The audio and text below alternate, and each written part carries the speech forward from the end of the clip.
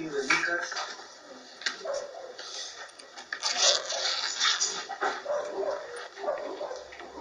Lucas capítulo 17, versículo 11.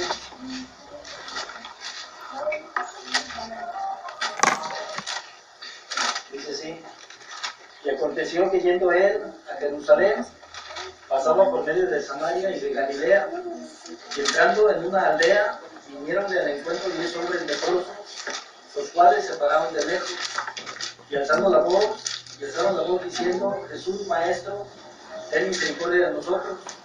Y como él los vio, les dijo: id, mostraos a los sacerdotes.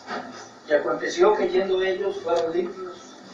Entonces uno de ellos, como se vio que estaba limpio, volvió, glorificando a Dios a gran voz, y derribóse sobre el rostro a sus pies, dándole gracias, y este era samaritano. Y respondiendo Jesús dijo: ¿no son 10 los que fueron limpios? ¿Y los 9 dónde están? No hubo quien volviese y diese gloria a Dios, sino este extranjero. Y díjole: levántate, vete, y vete a salvado. ¿Sabe? Me gusta leer los evangelios porque narra la vida de la persona más importante.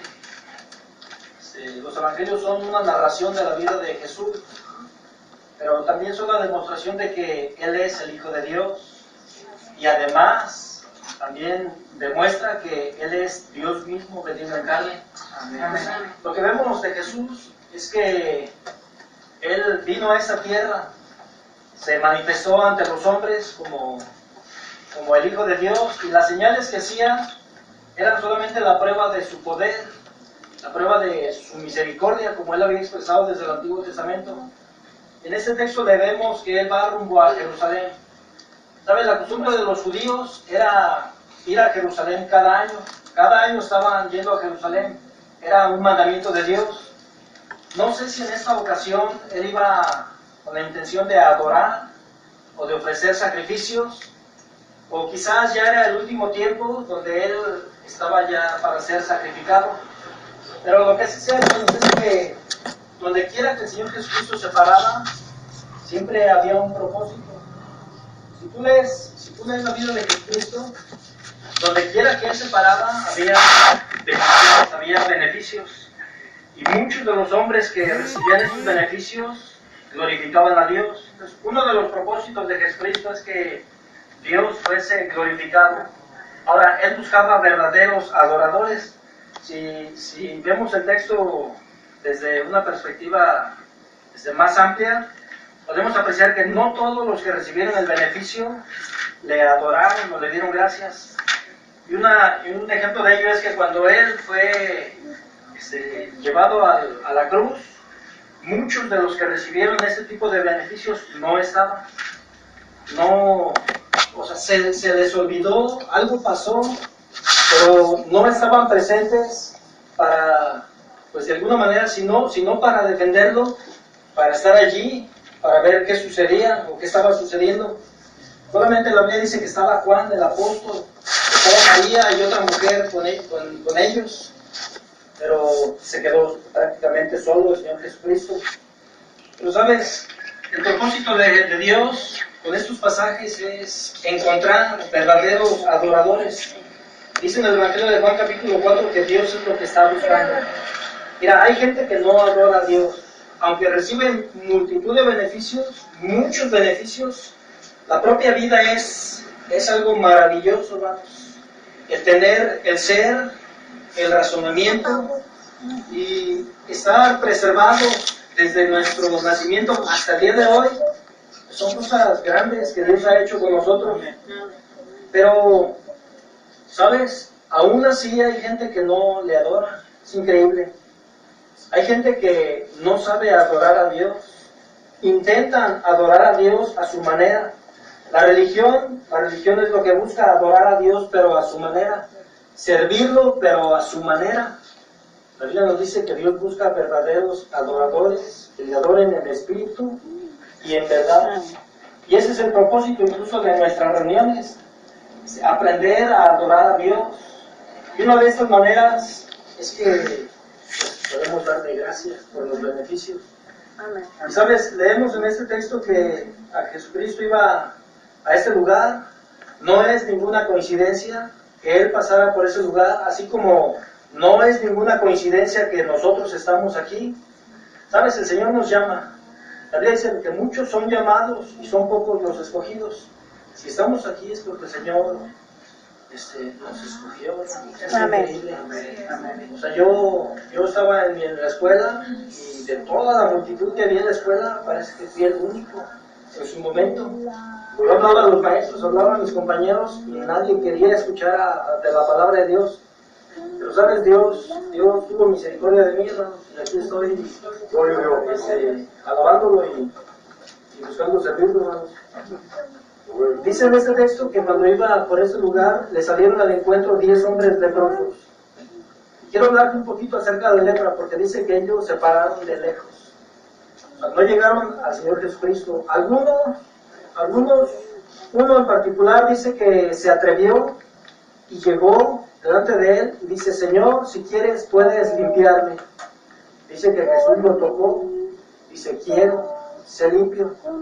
¿Sabes? Jesucristo es el Hijo de Dios. Seguramente ellos escucharon las maravillas que Él hacía, escucharon el poder que Dios le había dado, y este hombre se atrevió. Lo interesante de esto es que si no a un leproso, si estuviésemos en ese tiempo bajo la ley, nosotros seríamos inmundos y tendríamos el riesgo, el peligro de ser contagiados de la lepra.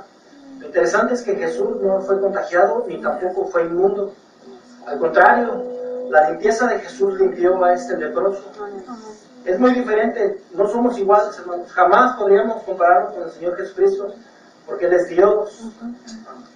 Pero leemos que estos hombres se acercaron, llegaron a un cierto lugar, pero estaban aparte. ¿Qué es la razón? Pues la lepra es una enfermedad, era quizás la más temible en el Antiguo Testamento, porque era una enfermedad peligrosa. Si un hombre se acercaba a la aldea o al pueblo, los hombres tenían el derecho de tomar piedras y lanzarlas para que se alejara. La lepra es una enfermedad contagiosa. Y sabes, hace un poco de tiempo yo he investigado acerca de la lepra. Está controlada la lepra, pero hasta la fecha no es curable. En ese tiempo la lepra no era curable. Y pues era una lástima, era muy penoso para una persona ver su cuerpo ahora con una llaga, era una llaga en la piel. Ese hombre tenía que presentarse delante del sacerdote, y si el sacerdote la examinaba y concluía que era lepra, ese hombre tenía que ser separado de entre los demás. Contrario a muchas enfermedades que conocemos, ¿sabes? La lepra es una enfermedad tan grave que no te permitía estar con tu familia. Mira, yo en este tiempo veo gente con diabetes, cáncer, enfermedades que son fuertes, pero te permiten estar con tu familia. O sea, puedes estar con tu familia, puedes estar en un lugar y ellos atenderte, pero la lepra te privaba de la comunión con tu familia, te privaba aún de la comunión con Dios. Esa persona, aunque fuera creyente en Dios, no podía acercarse a las cosas santas. Aquí vamos a ver un texto en el libro de Levítico, capítulo 13, en el versículo 45. Levítico 13.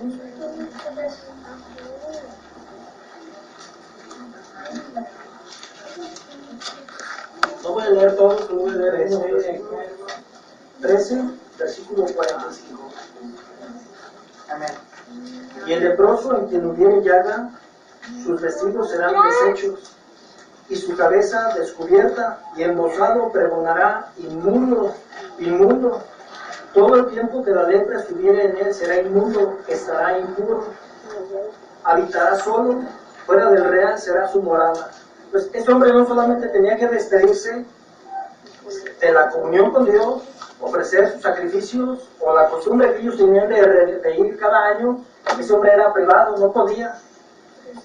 Era privado también de la comunión con su familia. Tenía que despedirse. Si tenía esposa, si tenía hijos, tenía que despedirse de ellos. Si tenía casa, tenía que despedirse de su casa, de todo lo que poseía era privado, y era despedido a un lugar donde estaba solo.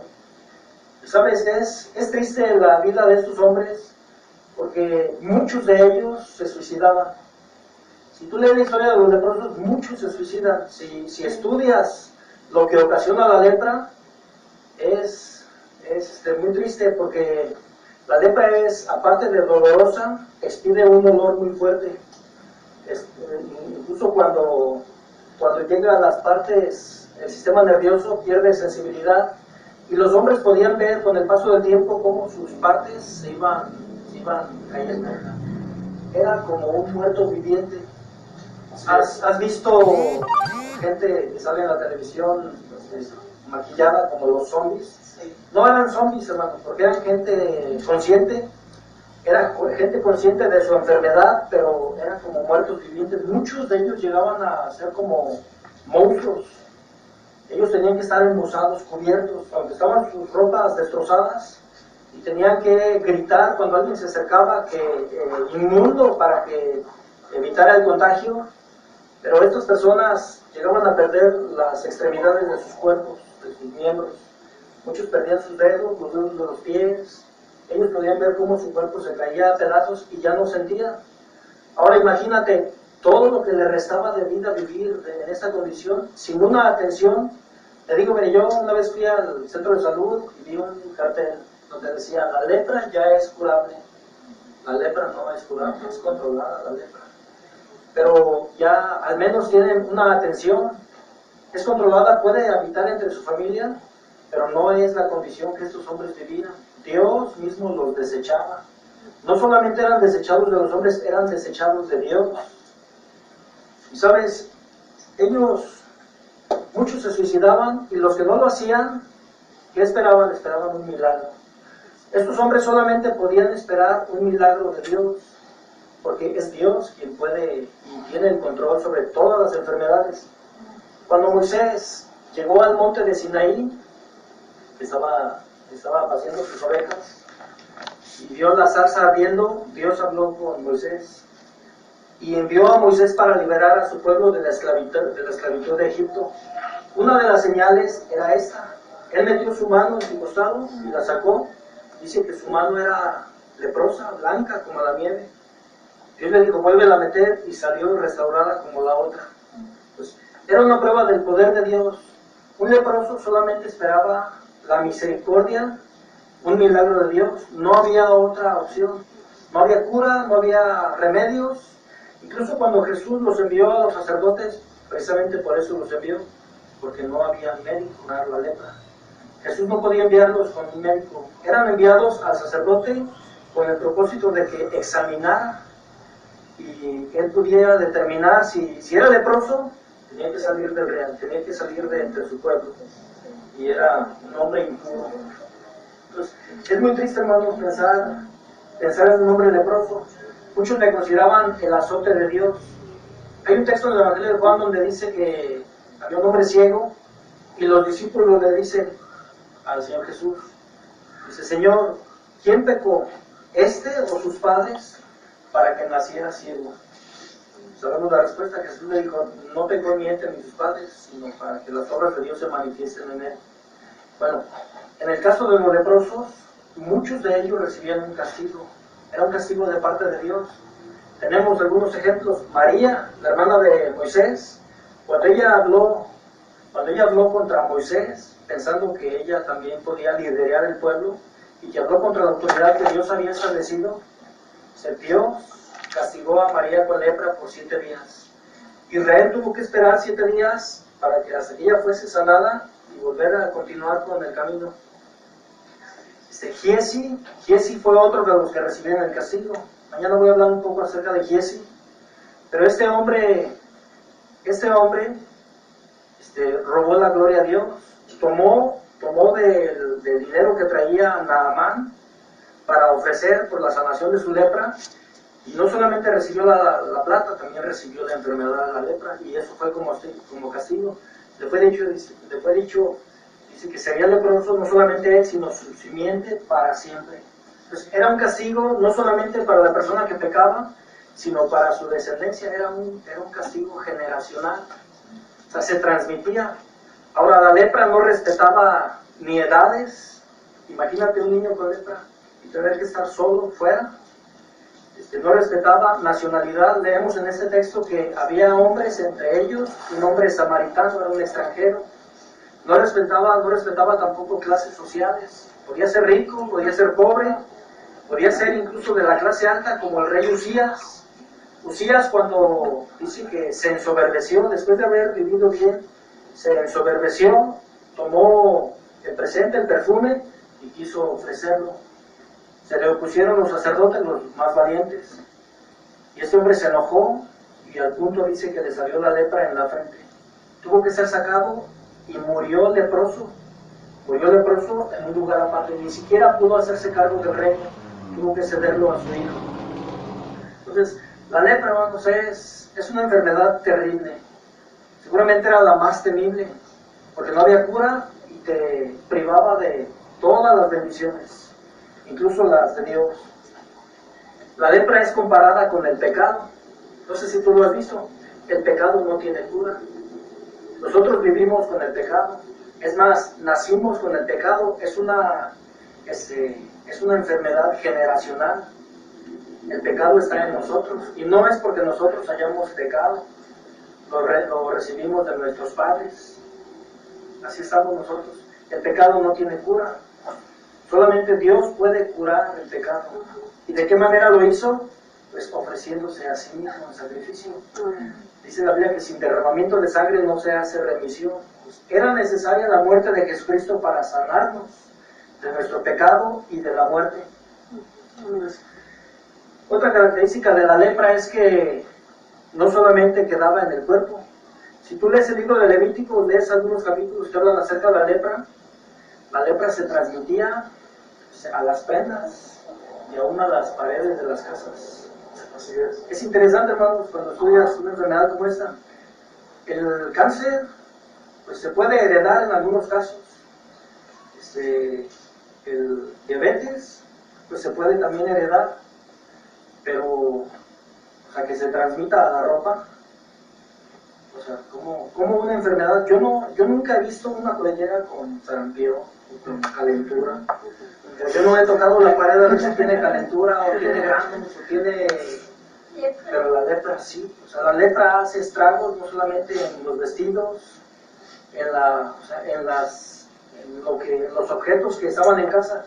Las casas tenían que ser destruidas cuando la lepra dice que era penetrante. Quitaban, o sea, desencostraban las paredes, quitaban el enjarre y lo sacaban fuera y se dejaba otros 7 días. Si la lepra todavía continuaba, en ese lugar tenía que quitar las piedras y echarlas a un lugar fuera de la ciudad. O sea, todo tenía que ser quitado porque era inmundo. Cualquiera que lo tocaba incluso era inmundo aún, aunque no fuera contagiado, tenía que lavar sus vestidos, esperadas a la tarde para ser limpio. Aquí vemos la severidad, incluso el rigorismo de la ley. ¿Cómo era? La verdad es que nosotros estamos libres, hermano. La verdad es que vivir como vivían los judíos, lavarse cada que iban a hacer algo, no podían sentarse, había mujeres que estaban en su periodo, y ni siquiera podían sentarse en el lugar donde estaba la mujer. Muchas cosas que tú lees en el Antiguo Testamento. O sea, los judíos tenían que vivir casi una vida perfecta, lo cual no tenemos nosotros. Nosotros ni siquiera estamos bajo la ley, estamos bajo la gracia de Dios. Sí, amén. Pero sabe, hermano, estaba considerando este texto y pude apreciar primeramente la misericordia del Señor Jesucristo. Jesucristo es un ser misericordioso. Nosotros, aunque leemos que Él tuvo misericordia en su momento con esas personas, con todas las personas que Él se topaba, incluso aquellas ni siquiera Él percibía que había una necesidad. Una mujer se acerca y dice, solamente voy a tocar su vestido, y la virtud salía de Él mismo sin siquiera percibir. O sea, sí lo percibía, pero Él no había visto a esa mujer. en ese momento. Pues sabe, Jesucristo en los evangelios es el personaje principal. No es María, no es Mateo o Leví, no es Pedro, no es Pablo. Ninguno de estos hombres, aunque fueron vasos útiles para Dios y sirvieron al propósito, el personaje principal es el Señor Jesucristo. Ahora, Jesucristo, hermanos, yo he escuchado algunos que dicen, es que él era un carpintero, ¿cómo tú crees que es un carpintero? Jesucristo es más que un carpintero, es el Hijo de Dios. Y él ayudó a estos 10 leprosos a unas sabiendas de que 9 de ellos no volverían. Es interesante que nosotros llegamos a menospreciar a las personas cuando no vemos que de alguna manera como que reaccionan. Nosotros esperamos, cuando hacemos algún favor, esperamos que el favor se devuelva. Jesucristo no, es un Dios de gracia. La gracia es un don inmerecido. La misericordia es la satisfacción de una necesidad presente. Leemos que estos hombres se acercaron a Jesús y le dijeron, Jesús Maestro, ten misericordia de nosotros. Él los envió con los sacerdotes para que estos mismos hombres los examinaran y los declararan limpios, pero con ello también Jesús estaba dando testimonio de que él no estaba en contra de la ley.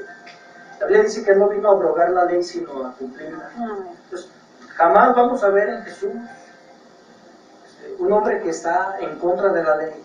Aunque lo acusaban, Jesucristo dio los argumentos para comprobar que él jamás se rebeló a su Padre. Él nunca obró por su propia cuenta. Si tú lees Mateo capítulo 4, la tentación en el desierto, Satanás le dijo a Jesús, si tienes hambre, pues dile a esas piedras que se hagan pan. Jesús tenía el poder, pues en una ocasión alimentó a 5,000 personas, sin contar las mujeres y los niños. En otra ocasión alimentó a 4,000. En otra ocasión envió a Pedro para pagar los impuestos, aunque él decía, pues no tengo por qué pagar, porque somos francos. Y se envió a Pedro, el primer pez que tomó, sacó un estaterre y con ello cubrió. Pero sabes, él con esto dio testimonio a los sacerdotes que él no estaba en oposición a la ley, sino al contrario, estaba a favor de lo que Dios había mandado. Él iba a cumplirla. Entonces es por eso que lo envió a ellos. Entonces Jesús tiene el poder aún en este tiempo, hermanos. Yo creo que Dios, Él es el mismo ayer, hoy y por siempre, por los siglos. No podemos decir que eso sucedió solamente en este tiempo. Hasta el día de hoy vemos que Dios tiene misericordia. Amén. Nosotros podemos orar a Dios y alcanzar, como dice Andrea, un oportuno socorro. Hallar misericordia para un oportuno socorro. Pues, puedo apreciar en este texto la misericordia de nuestro Señor Jesucristo. Pero también puedo ver el agradecimiento de este hombre, que aunque no era judío, él se acordó. Mire, aquellos hombres estaban lejos de sus familias. Lo primero que hace una persona cuando es sano, pues piensa en su esposa, en sus hijos, si tiene hijos, piensa en lo que posee. Seguramente estos hombres volvieron a su lugar de origen, pero este hombre no pensó así, ¿no? Mire, muchos buscan la añadidura antes que buscar a Dios primeramente. Jesucristo dijo, buscad primeramente el reino de Dios y su justicia, y todo lo demás vendrá por añadidura. Dios ha hecho muchas cosas en nuestras vidas. Justo es que nosotros demos gracias. No podemos pasarlo por alto. Y sabe, tenemos esa tendencia de que hacemos primero las cosas que nos interesan y a Dios lo dejamos al final. Muchos de los viejos, es más, muchos de los templos están llenos de viejos. ¿Por qué? Porque vivieron una vida perdida y al final quieren entregarle a Dios lo que les sobra. Eso es maldad, eso es malo, porque Dios pide de nosotros nuestra fuerza. Eclesiastés capítulo 12 dice, acuérdate de tu Creador en los días de tu juventud, antes que vengan los días malos en los cuales digas, no tengo en ellos contentamiento. Entonces, jóvenes, eso es una palabra para ustedes. No hay que esperar hasta la vejez o esperar hasta que cumplen sus metas, cumplen todos sus propósitos. No, primeramente es Dios. Todo lo demás, dice la Biblia, vendrá por añadidura. Dios sabe que tiene necesidad de estas cosas. Dios sabe que tienen que estudiar. Dios sabe que tienen que trabajar. Dios sabe que tienen que estar en casa. Dios sabe mucho de ustedes. Es más, Dios los conoce más a ustedes que cualquier otra persona. Más que sus propios padres. Entonces Dios está primero. Eso nos lo enseñó el Señor Jesucristo. Amarás a Dios sobre todas las cosas. Con toda tu mente, con todas tus fuerzas, con todo tu corazón. Amén. Entonces, Dios es primero antes que todo. Lo curioso de este hombre es que era samaritano. Y es un dato que hace resaltar al Señor Jesucristo, porque ¿quiénes son los samaritanos? Los samaritanos son una mezcla de judíos y de hombres que son de otras naciones. Los samaritanos, podemos ver un poco acerca de ellos en el libro de Segunda de Reyes, en el capítulo 17. Israel pecó. Israel no fue fiel para con Dios, no fue agradecido. Israel fue ingrato para con su Dios, porque Dios nos sacó de Egipto con muchas riquezas, le dio libertad. Ella no tenía que vivir bajo la esclavitud. En el mismo desierto, ni siquiera tenían que trabajar. Dios enviaba el maná cada mañana. Ellos solamente iban y recogían la porción que necesitaban. Pero a ellos, cuando desde ese lugar hasta cuando entraron, a ellos se les olvidó y honraron a otros dioses, cosas que no son dioses.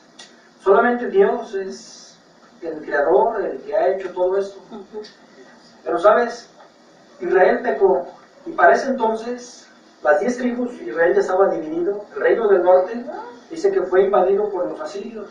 El rey de Asiria llegó a este lugar y los llevó a sus tierras, a la tierra de Asiria, y de esta tierra ese hombre trajo a la tierra de Israel. Algunos de ellos que eran pobres o que se escondieron, habitaron juntamente con ellos y se mezclaron. Allí es donde surgen los samaritanos. Eran extranjeros, aunque ellos, tú puedes leer en el Evangelio de Juan capítulo 4 cómo esta mujer alegaba y decía: nuestros padres adoraron en este monte, y ustedes dicen que en Jerusalén es donde se debe de adorar. Entonces, ella tenía sus argumentos por lo que había aprendido de sus padres, pero lo cierto es que eran extranjeros, porque eran una mezcla, no eran un pueblo puro, como Dios había demandado de los judíos, que no debían mezclarse con otras naciones. Pero dice que volvió este hombre, y vamos a leer en el versículo 15 lo que hizo él, y en ello podemos apreciar. Esto es una enseñanza para nosotros, hermanos, porque saben, nosotros hemos sido bendecidos, y ese es el proceso. El Evangelio de Lucas capítulo 17, en el versículo 15: entonces uno de ellos, como se vio que estaba limpio, volvió. ¿Qué dice primero? Primero se vio. O sea, yo conozco mi propio cuerpo. Yo sé cuando algo anda mal en mi cuerpo. Cuando yo soy sano, yo reconozco que estoy sano. Pues estos hombres, pues mayormente, si estaba destrozado su cuerpo, o si le faltaban dedos, si le faltaba la quijada, si le faltaba alguna parte del cuerpo, o si estaba podrido en su cuerpo, él entendió, porque se vio. No hay necesidad de verse en el espejo, él pudo ver sus brazos. O sea, poder hablar bien. Ellos incluso perdían el habla, no podían hablar bien porque la lengua se les inflamaba. ¿Sabes? Él se vio, y dice después que él volvió. No se trata nada más de recibir el beneficio y olvidarse. Dice que él volvió al Señor Jesús. Y dice, glorificando a Dios a gran voz. ¿Sabe? Algunos otros hombres que fueron sanados y que se saltaban y glorificaban a Dios. Algunos no somos muy efusivos, hermanos. La verdad es que me gustaría ser efusivo, me gustaría ser como David, que dice que danzaba. Pero no soy así, hermanos. Mi corazón es recto para con Dios. Yo soy agradecido para con mi Dios. Pero, me gustaría ser. Dice también en el versículo 16: y derribóse sobre el rostro a sus pies, dándole gracias, y este era samaritano. Este hombre le adoró. ¿Quién es digno de la adoración? Absolutamente nadie más que Dios. Amén. ¿Sabe? El mismo apóstol Juan cometió ese error. Tú puedes leerlo en el libro de Apocalipsis. En 2 ocasiones Juan el apóstol se postró ante el ángel y le adoró. Algo vio Juan en este ángel. La Biblia dice que son mayores en fuerza y en potencia. Un ángel pues, es muy fuerte y tiene el poder para guardar los mandamientos de Dios. Ellos sí tienen el poder, pero dice que Juan lo adoró. La respuesta del ángel fue, dice, no, se adora a Dios. Es Dios solamente el que se debe adorar. Jesucristo nos lo enseñó en Mateo capítulo 4. Al Señor tu Dios adorarás y a Él solo servirás. Pues, nadie es digno de la adoración, solamente Dios. Amén. El apóstol Pedro, cuando Cornelio, ya estando reunido, le vio, dice que llegó y se postró y adoró al apóstol Pedro. Pedro le dijo, levántate porque yo también soy hombre. Pues a nadie se le debe adorar. Y esta es una prueba, hermanos, de que Él es Dios. Porque Jesucristo fue adorado. Cuando calmó la tempestad, dice que los discípulos se postraron y le adoraron. Ellos dijeron, ¿quién es este hombre que no solamente pues, hace milagros, sino que aún la misma mar y el viento le obedece? Es Dios, hermanos. El apóstol Juan nos lo revela en una de sus cartas, la primera de Juan capítulo 5, dice, estamos en el verdadero, en su Hijo Jesucristo. Este es el verdadero Dios y la vida eterna. Amén. Jesucristo es Dios y esta es la prueba de que ese hombre le adoró. Pero dice también, y respondiendo Jesús dijo, ¿no son 10 los que fueron limpios? ¿Y los 9 dónde están? No hubo quien volviese y diese gloria a Dios sino este extranjero, y díjole, levántate, vete, tu fe te ha salvado. ¿Sabes? Este hombre recibió una doble bendición, porque no solamente fue sanado de su cuerpo. Muchas personas se conforman con ser sanados en su cuerpo. Ya están curados y se olvidan de Dios. Y se vuelven a sus quehaceres, vuelven a su rutina, y se olvidan que Dios hizo algo en sus vidas. Entonces, este hombre recibió una segunda bendición, porque la palabra de Jesús es que dice, tu fe te ha salvado. ¿De qué sirve, hermanos, que seamos sanos en el cuerpo si al final iremos al infierno? ¿Sabes? Cuando una persona, por muy sana que sea, va a morir. Y si muere sin Cristo, si muere sin reconocer al solo Señor Jesucristo como el Maestro, el Señor, se va a pasar toda una eternidad en el infierno. Y recuerde, el infierno es la privación de todas las bendiciones. La vida eterna, el cielo, es todos los beneficios de Dios, todo lo que Dios ha preparado para el hombre, el que le creyere. Pero el que va al infierno, va a experimentar, como aquel hombre de Lucas capítulo 16, el hombre rico, dice que incluso hacía banquetes con esplendidez. Ese hombre fue privado de sus riquezas.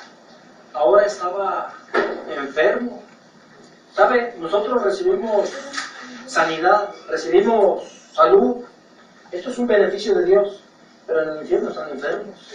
Son privados de todas las bendiciones, son privados de alimento, son privados de líquidos, son privados de la familia, son privados de la comunión con Dios, son privados absolutamente de todo y van a experimentar el juicio y el castigo de Dios. Dice, el humo del tormento subirá por los siglos de los siglos. Dice la Biblia, el diablo que los engañaba fue lanzado también a ese lugar del lago de fuego, donde está la bestia y el falso profeta, donde serán atormentados día y noche para siempre jamás. La lepra, la enfermedad de la lepra era una enfermedad temporal. Pero imagínese, no solamente vivir la vida con esta enfermedad de la lepra, sino morir sin Cristo, era experimentar este juicio, este castigo de Dios para toda la eternidad. Algunos no creen en el infierno, pero la Biblia da testimonio del infierno. Jesucristo dijo, no temas a los que matan el cuerpo, mas el alma no pueden matar. Temed antes a aquel que puede destruir el alma y el cuerpo en el infierno. Entonces, el infierno no solamente es un lugar para el alma, es un lugar también para el cuerpo. Entonces, en la resurrección, cuando los hombres sean resucitados, porque van a resucitar todos los hombres, si son hallados sin Cristo, sin esta comunión, sin esta relación, pues van a ser llevados a ese lugar como delincuentes. Salmo 9:17 dice, los malos serán trasladados al infierno, todas las gentes que se olvidan de Dios. ¿Qué sucedió con estos 9 hombres? Se olvidaron del beneficio. ¿Cuál es el castigo? Pues es como un delincuente. Cuando es tomado en una falta, es llevado ante el juez. El juez lo declara culpable y lo lleva a prisión. ¿Sabes? El infierno es una prisión. Son prisiones eternas, encadenas de oscuridad. Es el juicio del fuego eterno. Es importante, pues, entender el propósito de la venida de Jesucristo. Porque Él no solamente vino a darnos esta bendición, darnos la vida, darnos salud, darnos cosas. Porque la Biblia dice que Él nos dio la vida, la respiración y todas las cosas. El propósito es que debemos adorarlo, debemos reconocerlo a Él. No debemos cometer el error de los israelitas al hacerse de otros dioses o adoptar otros dioses que no son dioses. Creemos en un solo Dios. Amén. Un solo Dios verdadero. Amén. Es el Señor Jesucristo. Amén. Entonces, dice la Biblia que el ladrón, el diablo, no vino sino para hurtar, matar y destruir, aún con enfermedades. Se nos habla de un hombre que estaba endemoniado, que tenía un azote, era una enfermedad. Dios azota con enfermedad, pero también Satanás azota con enfermedad. Claro, con el permiso de Dios, el caso de Job. Pero sabe también la otra parte, o sea, la ingratitud. Consideré algo acerca de la ingratitud. ¿Sabe? Muchos hombres se olvidan, pero vean un texto en Romanos capítulo 1. Romanos capítulo 1, en el versículo 21. Jesús hizo una pregunta. ¿No son 10 los que fueron limpios? Eran 10 hombres ahora sanos, ya no estaban enfermos. Ahora no solamente eran sanos, eran limpios. Ahora podían acercarse al templo, a Dios, no solamente a su familia. Pero dice en Romanos capítulo 1, 21, creo que este es el pecado. Es un pecado no dar la gloria a Dios. Ese fue el pecado que llevó al mundo a la degradación. Esto es como abrirle la puerta al diablo. Esto es como permitir otros pecados. ¿Sabes por qué hay tanta homosexualidad? Es increíble, ¿no? Se han escapado. Aunque yo crecí en un lugar donde había homosexuales, ahora veo más homosexuales. Ahora veo muchas lesbianas. Ahora veo más hombres honrando que a la Santa Muerte. Y estas cosas, es increíble. Pero todo tiene un origen. Y es el no dar la gloria a Dios. Si tú no aprendes a darle la gloria a Dios, se la vas a dar a alguien más. Dice Romanos capítulo 1, versículo 21. Dice, porque habiendo conocido a Dios, no le glorificaron como a Dios, ni dieron gracias. Antes se desvanecieron en sus discursos, y el necio corazón de ellos fue entenebrecido. Diciéndose ser sabios, se hicieron fatuos. Y ya tú puedes seguir leyendo todo lo que dice. Dio entrada a relaciones indebidas, hombres con hombres, cometiendo cosas nefandas, hombres con hombres, mujeres con mujeres, aún dejando el uso natural de las mujeres. Es increíble lo que ha sucedido.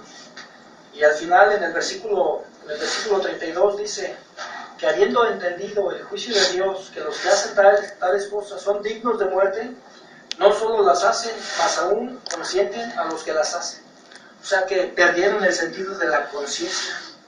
O sea, se entregaron a toda suerte de pecados. Su conciencia fue cauterizada, entenebrecida, y podemos apreciarlo. O sea, tú puedes salir a la calle y vas a ver todos los beneficios que Dios ha hecho con ellos. Algunos hasta están, dice, sus ojos hasta gruesos de vida. Sus hijos crecen como los becerros cuando nacen, saltan, y no hay quien estorbe a ellos en esta su carrera.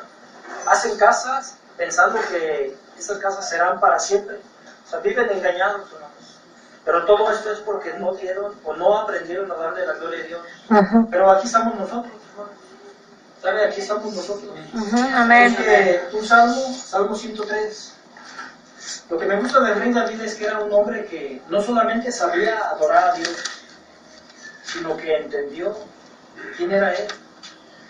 Dice la Biblia del Salmo 100, Él nos hizo y no nosotros a nosotros mismos. Así es, amén. Pues primero tenemos que reconocer que Él es que nos lleva a vida, que nos ha dado todo lo que poseemos, aún el intelecto, la capacidad que tú tienes, no es porque tú seas listo, es porque Dios te dio talento. Algunos le llaman talentos naturales. Hay talentos o dones espirituales, a los cuales podemos aspirar, pero todo esto viene de Dios. Juan Bautista dijo que nadie puede recibir nada si no le puede dar lo que recibe. Dios es el que da todo. Poncio Pilato, cuando le dijo, ¿qué no sabes que tengo el poder de soltarte, tengo poder para sacrificar? Dice, tú no tendrías ningún poder sobre mí si no te fuera dado de reino del cielo. ¿Sabe, hermano? Todo viene de arriba. En Salmo 103, la Biblia lo dice con verdad. Dice, bendice alma mía a Jehová, y bendigan todas mis entrañas su santo nombre. Bendice alma mía a Jehová, y no olvides ninguno de sus beneficios. Él es quien perdona todas tus iniquidades, el que sana todas tus dolencias, el que rescata del hoyo tu vida, el que te corona de favores y misericordias. ¿Qué podríamos hacer? Es un ejercicio muy simple. Agarra una libreta y empieza a apuntar todos los beneficios. Cada cosa que tú consideres un beneficio, apúntalo. Apúntalo. La verdad es que una libreta nos faltaría. Hemos recibido tanto de Dios que no podríamos, no acabaríamos. Una esposa, los que son casados, una esposa es la benevolencia de Jehová. Los hijos dice que son como flechas en la mano del valiente. Nietos, si tienes nietos, es una bendición. El llegar a una edad madura, esa es una bendición. No todos llegan. Eso es un privilegio que Dios te ha dado. No te olvides. El mandamiento, la encomienda, la sugerencia incluso de nuestra parte es que no te olvides, porque Dios no olvidará estas cosas. Si te olvidas, Él se olvidará de ti para siempre. Ahora, consideraba este pasaje de Lucas. Me gusta, hermanos, me gusta este pasaje porque es un testimonio de Dios. Este hombre samaritano fue sano, pero él no podía entrar al templo. El samaritano, nada más por ser samaritano, los judíos no le iban a permitir entrar al templo, era un extranjero. En una ocasión a Pablo lo acusaron de haber metido extranjeros, o gentiles, o griegos, al templo, y fue la razón que lo llevaron hasta Roma. Él vino a parar a Roma porque esa era la acusación. Él había contaminado el lugar santo. Bueno, el samaritano fue sanado de su lepra. Ahora tenía comunión con Dios, sin importar que él no fuera admitido entre la nación de los israelitas, porque era extranjero, era obvio que no iba a sacrificar. Pero ahora él podía tener la confianza, la certidumbre de su salvación. Y más adelante leemos que después de la muerte del Señor Jesucristo, cuando hubo la persecución de Esteban, llegó el Evangelio a ese lugar, a los samaritanos. Llegaron los apóstoles, Pedro y Juan, imponen las manos y reciben de la misma manera que los judíos el Espíritu Santo. Y ha llegado también hasta nosotros. Amén. ¿Sabe?